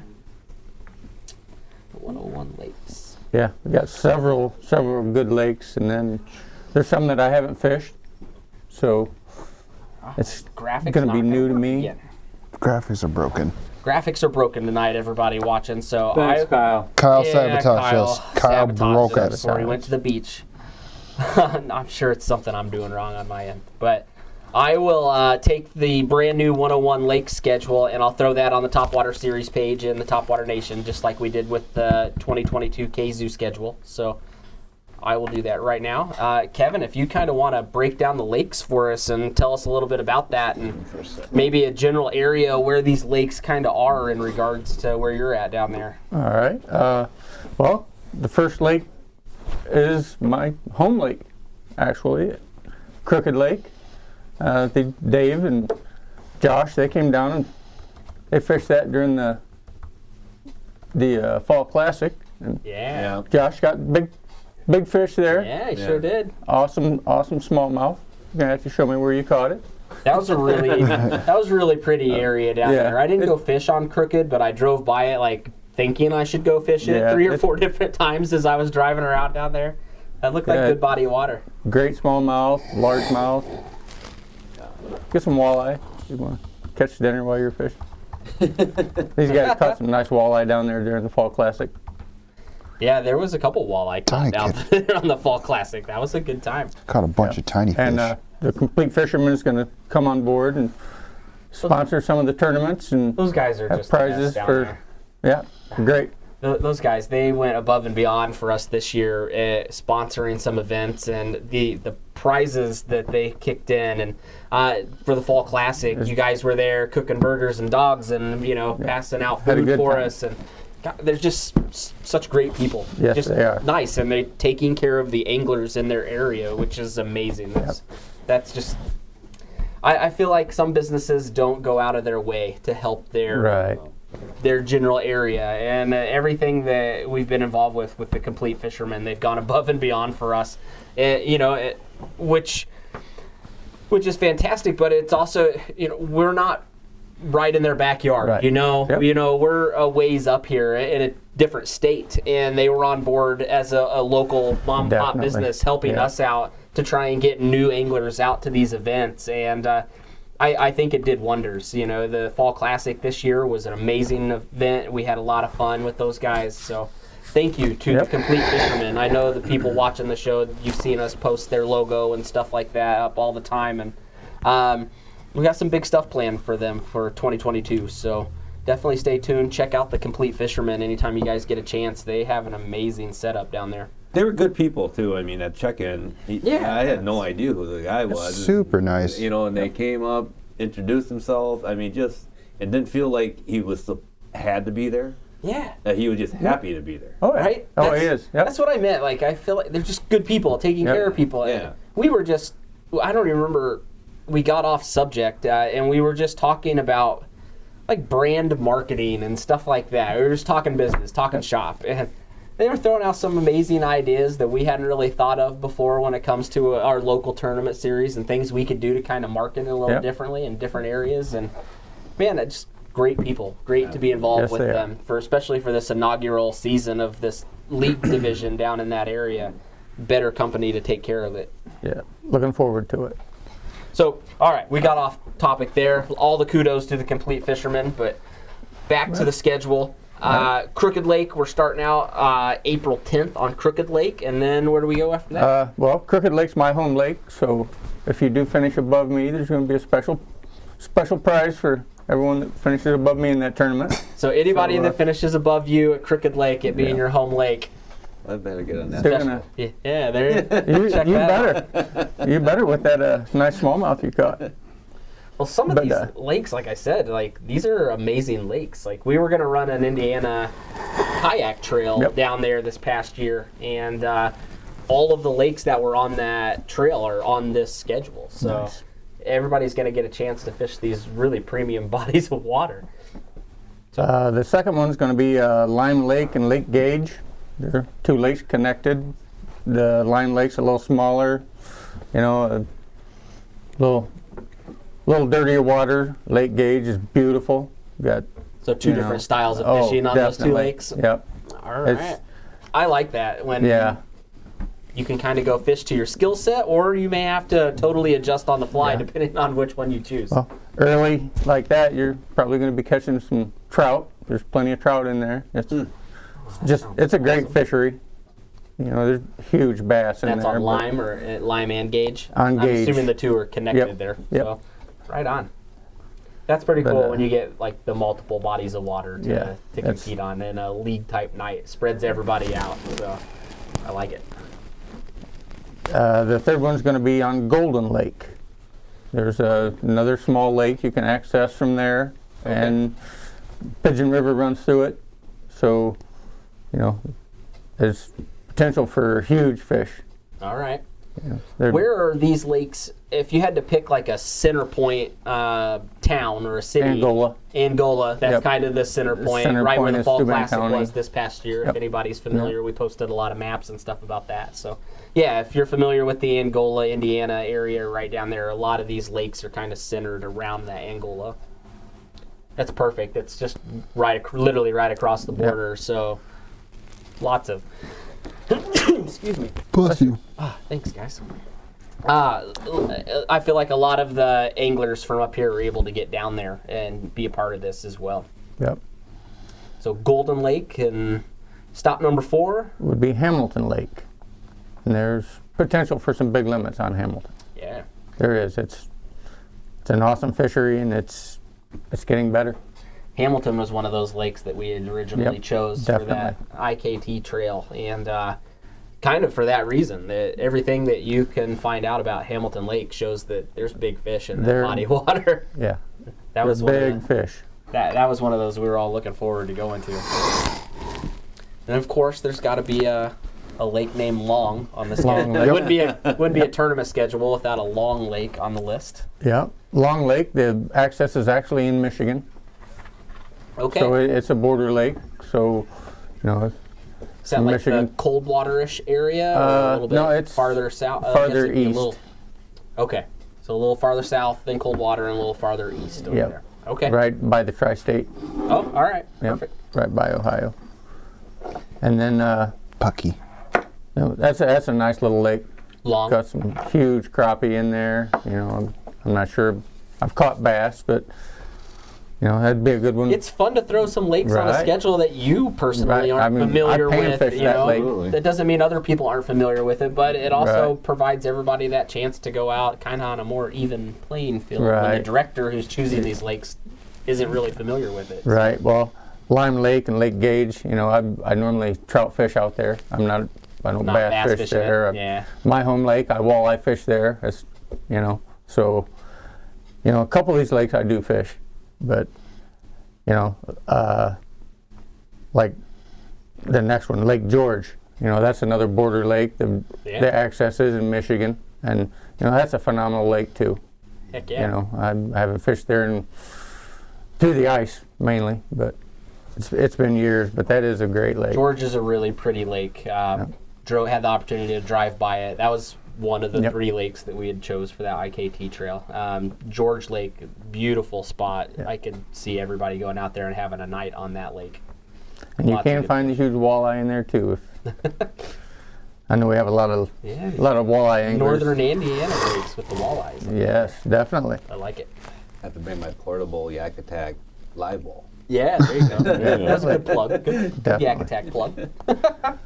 And then number 7 is Jimerson Lake. So literally where the Fall Classic Yep. was. Yeah. Okay. I know a handful of guys that went and fished Jimerson. Culbertson was one of those Yep. guys. I think Atwell went over there too. I for a fished while. there in the afternoon. Okay. Yeah.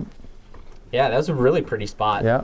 And the best part about it is Tom's Donuts is literally you can walk up and grab yourself a donut at the Definitely. ramp. So Nice. it's the Definitely. best part.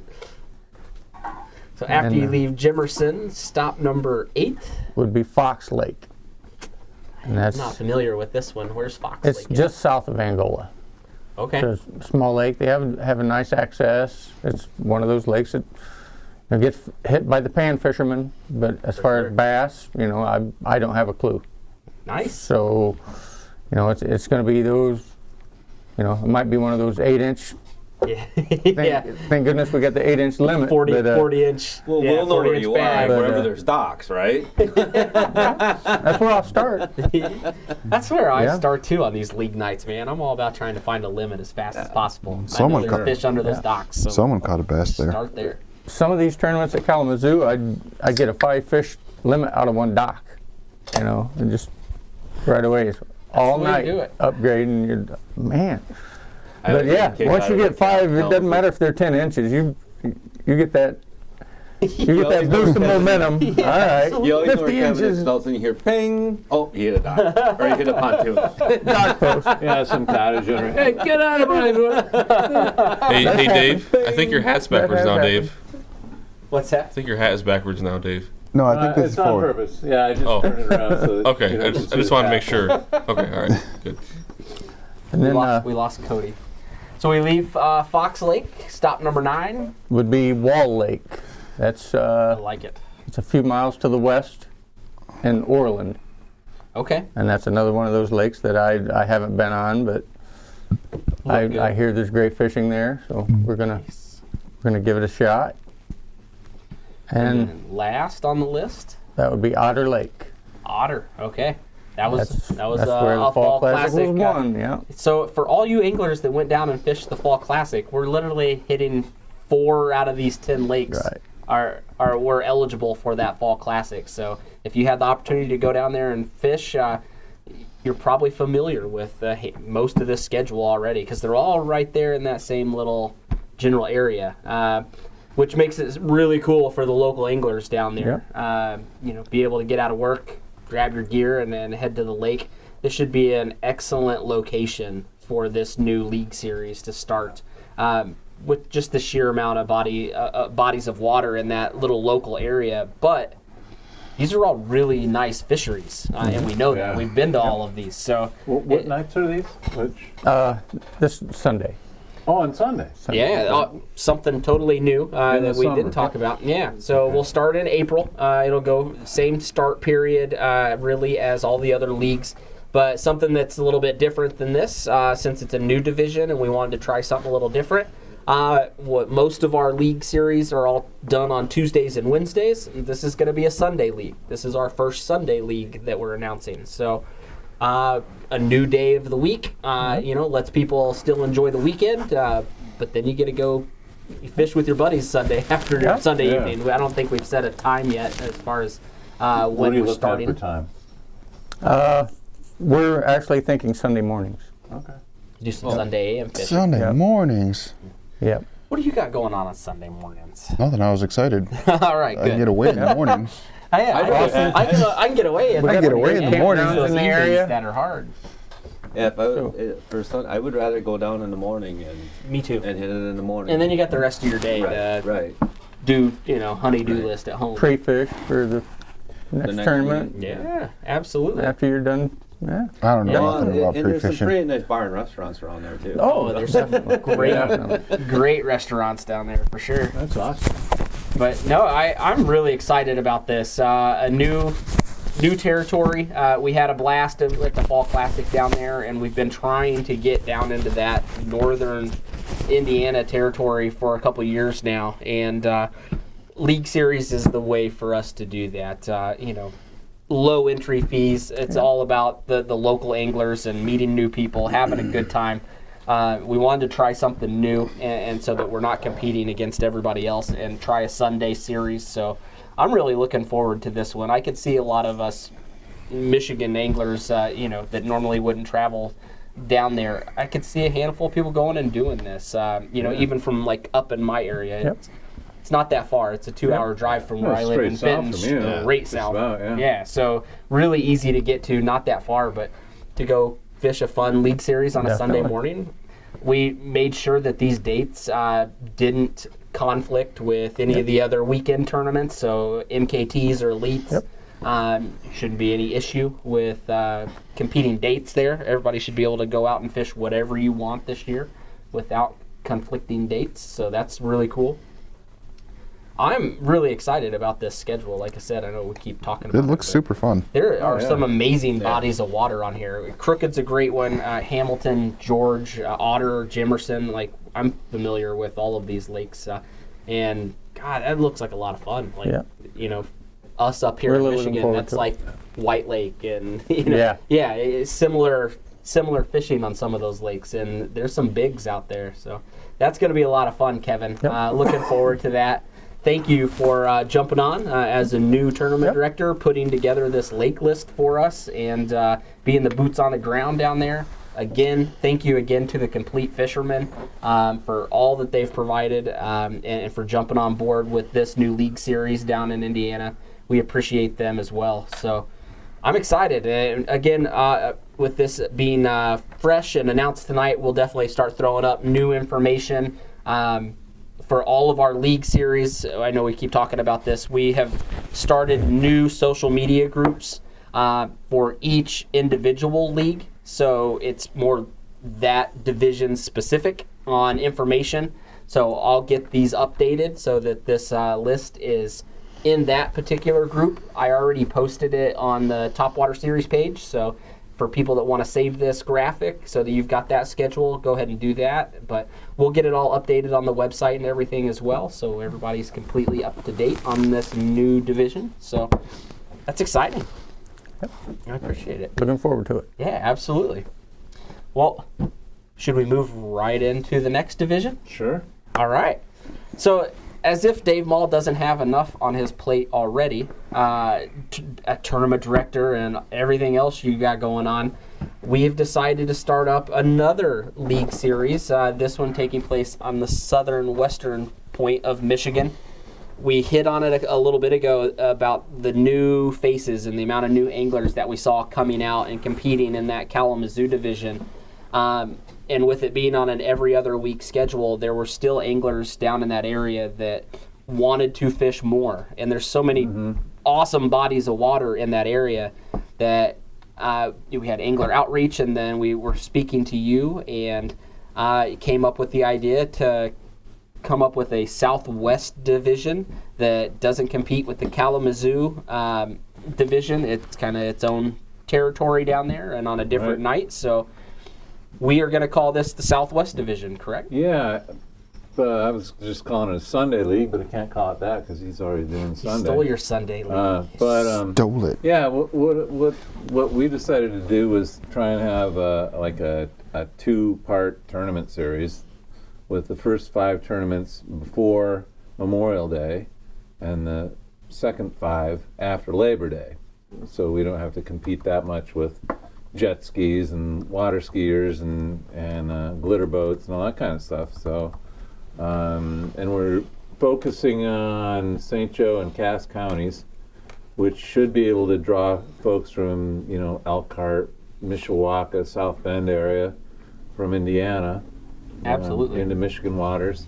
A lot of them are down really close to the state line. Yet not too far from Kalamazoo, so it'll be fairly easy for not too far from Kazoo. So the normal Kazoo leaguers, kind of the base, not very far at all for them travel-wise. Right, and really, I think the fall ones might be more popular than the spring ones. I don't know, but there was a lot of desire to keep going. Yeah. After like the Kazoo League was over in August, so it's like, well, why don't we do something in the fall? But why don't we try it on Sunday? And Absolutely. and as far as I'm open to input on this, but I'm thinking there'll be like 4-hour contests instead of 3, so because guys, want to go out Spend and your fish, Sunday a little bit spend more. some time on the water, and let's wait until it warms up. Start at noon or 1 o'clock and go 4 hours from there. Then you can still get home and maybe mow the lawn or whatever. I love the Sunday idea. I really do. I think that breaks it up. Instead of trying to pack another league in the middle of the week, Right.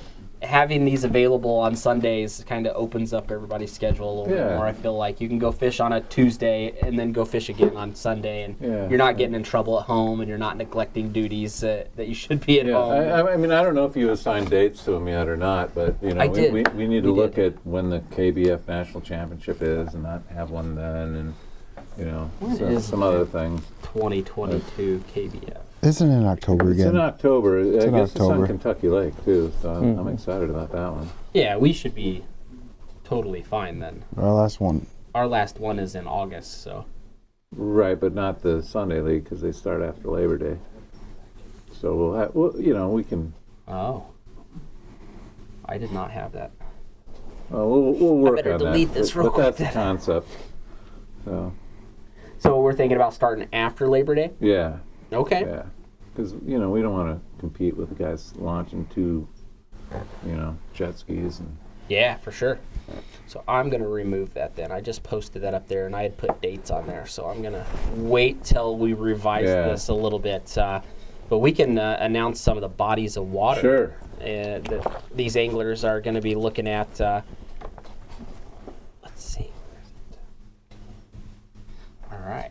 Yeah, like the first half, some of these are actually waters. I think I've been on most of these, as opposed to the ones we did for Kazoo, which are several of them are brand new to me. There's a lot. I don't, like, for me personally, I don't get to go fish a lot of time over in Southwest Michigan, Right. that Northwest Indiana area, but Yeah. these are a lot of new bodies of water for me that I'm looking. So we'll start with Mill Pond near Dowajak, which is a really pristine area. It's very clear water.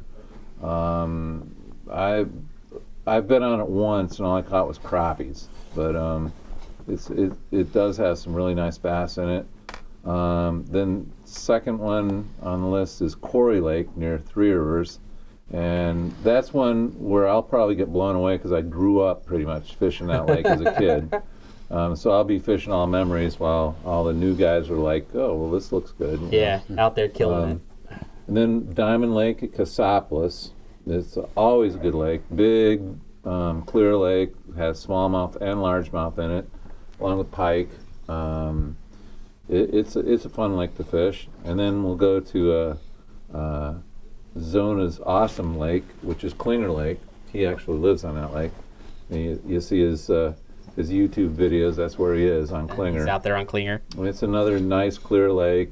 Got a lot of largemouth and some smallmouth in it. And then number 5 is Magician Lake, also near Dowajak. Another super clear lake.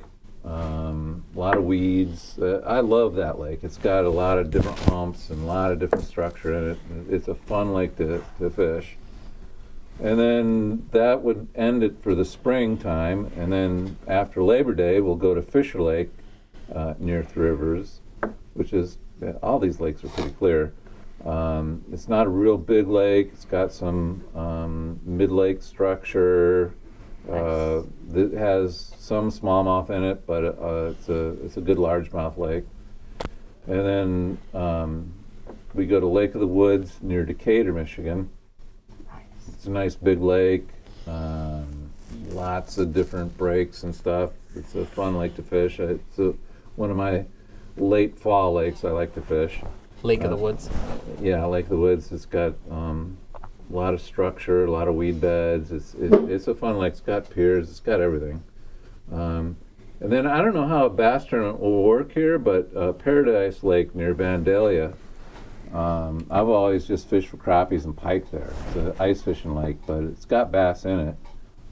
So that'll be a challenging lake. I've never fished for bass A there. couple challenging lakes. And then number 9 is Juneau Lake near Edwardsburg. Clear H2O is a sports shop that's right on the way to the ramp there. I haven't been there probably in 20 years. It was one of the big fish lakes when I fished boat tournaments in a bass club down there. It was always the one that produced the big fish. I don't know if it's still like that or not, but it's a nice lake. And then we'll wrap up the season at Fish Lake, which is a chain of lakes near Marcellus. And I think that's still in Cass County or St. Joe County. I'm not sure. Some of it might be in Van Buren County, or Kalamazoo County, Van Buren County. But it's another one. It's another challenging lake. Absolutely. It's got several, I think 3 or 4 lakes that are all attached. But I used to go there quite frequently and never have caught a lot of bass there, but it's got them in it. They're there. So yeah, gotta work for it. It'll be a fun lake. I like these new lakes that I don't know anything You don't about. know anything about it. Now I'm just gonna have going. to go do study. Right. Gonna go have to do some map study, figure this out. So it'll be a ball. I'm looking forward to it. It sounds like it. I like seeing these new bodies of water that are unfamiliar territory. It makes everybody kind of do some research, do some homework before they get there. Maybe go do some pre-fishing on these new lakes. And I love the Sunday aspect of both of these new divisions. I think that changes things up for the anglers a little bit. Like I said, instead of racing on a Tuesday or Wednesday night, you can go check it out on a Sunday. I think that'll help be a huge draw for newcomers coming out. Maybe more likely to see them come out on a Sunday morning than than on a Wednesday night. And we're actually looking at doing it in the afternoon. So the afternoon. like Brian Keeley just pointed out, he's a youth minister. He says you all need to go to church when Kevin was going over his schedule. Well, Brian, we're going to start out probably at 1 o'clock in the afternoon. So people have the opportunity to go to church on the way to the lounge. Go to church, get the sermon in, go fish. Right. That's the way it should be. I'm sure the winners will all go to church first. Yeah, absolutely. Well, that is kind of our church. That is starting to feel like lightning might be heading my way. But, I love it. Yeah, it'll be a fun year. Well, guys, much appreciated on all the work that went into this past season, and then all the work that you're already doing prepping for 2022 on behalf of all of the anglers. We appreciate the work that you guys do that goes into this, and I don't think a lot of people know that it's not just as easy as picking 10 different bodies of water to go fish on that we're going to go hit this spring. There's a lot of behind the scenes stuff that goes into the prep, but you mentioned it a handful of times as far as parking and launch situations. There's homework to be done before these lists are compiled, and or we just switch the lakes, like Hogg said. Sorry, I didn't go look at it yet, but if it's not as good as I heard it was, we'll find another lake. Yeah, not gonna lie, we had to do that a couple times this past year, where we didn't do our due diligence There's on no some of room these for bodies parking. of water, and we just assumed. But You can put 2 trailers. like Holloway Reservoir in the Genesee Division is one that always sticks to mind that we had to drop because they hadn't released the water from the dam yet, so the docks are literally like 12 feet out of the water. Like there's you have to drag your kayak 50 yards from the launch to hit water. And, yeah, we had to remove that one pretty quick, but we'll learn as we go with these bodies of water. But all in all, it's going to be a ton of fun for everybody, both the vets and the newcomers coming out to experience a league series in that neck of the woods. And this is going to help grow the base. Like I said, we've been trying to get into that northern Indiana territory, and we don't want to go a whole lot farther south. There's a lot of great clubs in Indiana. Definitely, we don't want to step on any toes, but none of them are doing anything like what we're doing, so we felt like this is a good time to do it. And we had a really good angler response and some different polls and groups that we created to kind of gauge interest in that area and to see if it's worthwhile. And everybody that we talked to thought the idea of a league series down there sounded amazing. So I'm really excited about it. I think that's going to be a ton of fun, and with it being on a Sunday, that's a whole nother element to the league type series that can create some new drama as the AOY unfolds. So. New fun things to do. So much fishing. I love it. So, Grant, Cody, are we playing Last Cast tonight or anything like that? We could. I would need like a couple seconds to think of a question, but we could. All right. Think of something for Last Cast. We'll play Last Cast before we go tonight. I got a question for Last Cast. Oh, there we go. What is your favorite tournament that you fished this year that you were way out of the money, but you still had a great time? Oh, all right. Ooh, I was way out of the money. State championship. That's a good one. Yeah. Just because I was fishing the river, and that's always fun for me. I caught fish on a jig. That's always super fun for me. And then I caught my PB smallmouth, which is very fun for me. So that makes it good. That was good for me. Yeah. So state championship for you. Yep. What about you? Mine was White Lake. I think I finished like 22nd or something.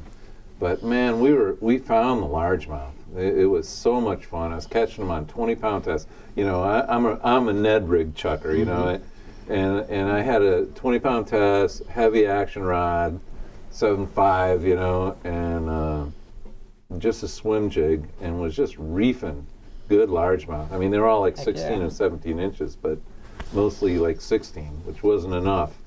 And it was funny because our buddy Jeff Gilliland, like at 10 o'clock, is like, "Hey, is there a restaurant here? This lake sucks. I'm going in." You know, and I was like, "Yeah, just hang with it. You know, you'll do okay." And he ended up taking third. We all fished close together, along with what's his name, Lake. Jonathan. Yeah, we were all in the same area and just catching lots of largemouth. It was so much fun. I actually, Jeff couldn't catch his last fish, so I gave him the rod that I had been catching him on. I was only catching 16 inches, but he ended up catching like an 18 and a half or something on the same thing I'd been throwing all day. It was just a blast. I absolutely hate that. I mean, that's what it's all about, you know, just having fun. It was really windy. Just having a good great time. Fishing. Josh was catching lots of fish inshore. Come on in here, I'm catching them in. I'm whacking on them here. It's like, well, we're whacking them out here. You know. You weren't at breakfast time when I was. No, breakfast time. I did catch about a 30-pound carp, though, by breakfast time. Dang. That was fun. That'd be fun. It was. That'd be a fun ride. Yeah. I think my favorite was Topwater on Lakeshore League.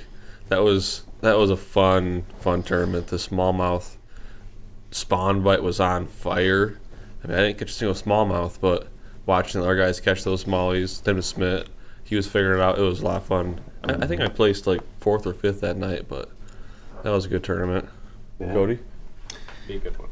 I think I'd have to go with our Gun Lake tournament from this past year. I didn't do well at any of them, so it doesn't matter to me. But we had a really good turnout for that one, so it was really nice. We had a whole bunch of new people, and we had 35 people who came out to it. It was our best attended event of the year, and it was just a good time. That was cold and windy that night. It was cold and That's a good windy. one. That's for sure. What about you, Kev? I don't know. I had so many ups and downs this season, but You were in the money every time, though. Just about. a few.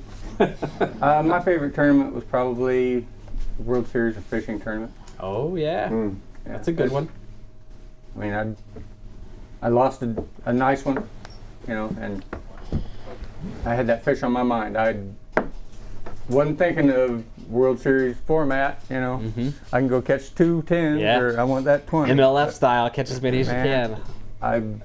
I went back after that fish, I don't know, 3 different times, I think, and you know, I did decent in that tournament, but you know, just could have been so much better if I'd have had my head on right and thinking about the rules. But that is just a different type of fishing with some great guys. It was an awesome tournament. That's a good one to pick. Not a lot of people, I'm sure they heard us talking about World Series of Fishing at the beginning, middle of the season, and then we kind of, once we were able to go out and film it all, we haven't really talked about it a whole lot because now it's finally produced. Right. So I think we have next week's Topwater Live And then after that, the following week, I believe we will start airing those episodes as special editions of the World Series of Fishing. So I think Kyle's got that all teed up, ready to go. So I'm excited to air that footage finally for all of the people to see and see what we put together for you.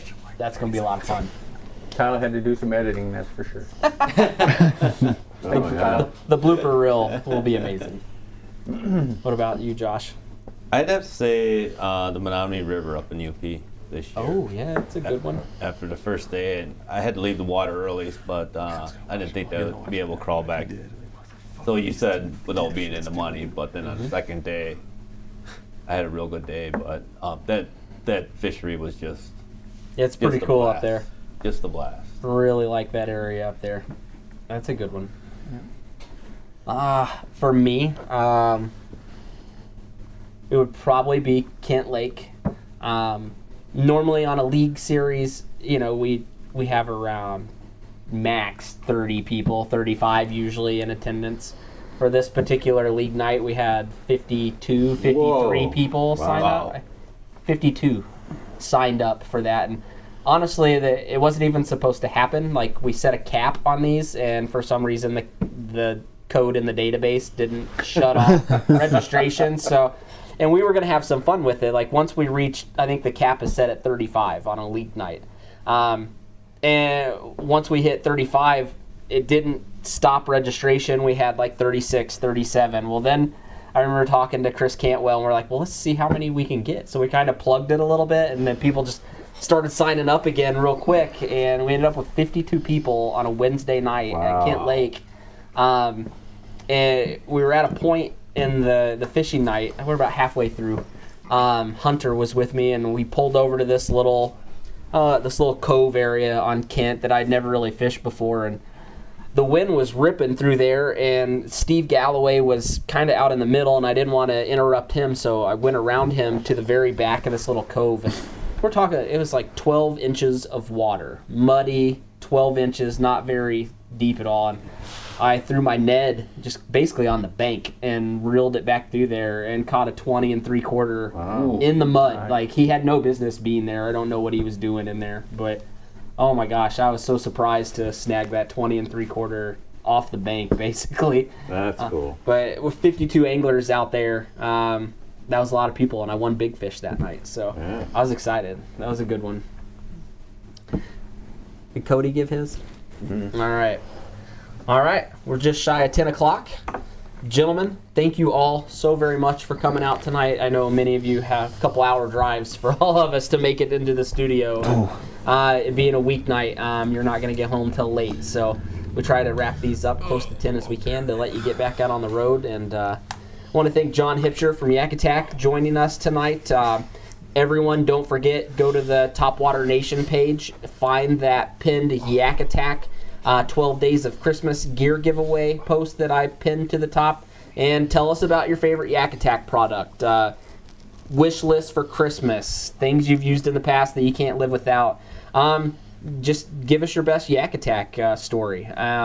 We will jump back on here, or I will tomorrow night at around 8 o'clock, and we'll draw a winner randomly from those comments for a $50 Yak Attack gift card, which was sweet right before Christmas time. And you guys can share that or pass it along in a stocking or use it for yourself, man.